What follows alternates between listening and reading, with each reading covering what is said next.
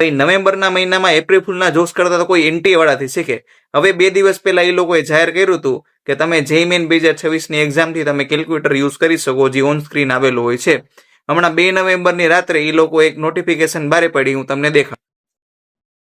હવે જો વિદ્યાર્થી મિત્રો, આ લોકોએ ઇન્ફોર્મેશન બુલેટિન છે બહાર પડી છે ને એવું કહે છે કે ભાઈ, however this feature is the part of the generic exam test conducting platform by and does not apply to JEE conducted by the NTA. એટલે આ JEE માટે એપ્લાય થતું નથી.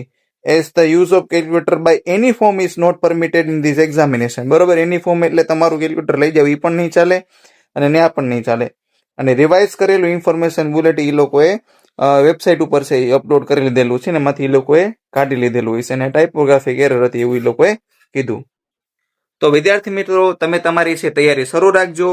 આ તો સારું થયું 1-2 દિવસમાં એ લોકોએ કહી દીધું, બાકી મહિનો દિવસ પછી કીધું હોત તો થોડીક તમારી પ્રેક્ટિસ ઓછી થઈ જાય. બરોબર, તો તમે તમારી રીતે મહેનત શરૂ રાખજો. ભાઈ આજ માટે આટલું. અસ્તુ.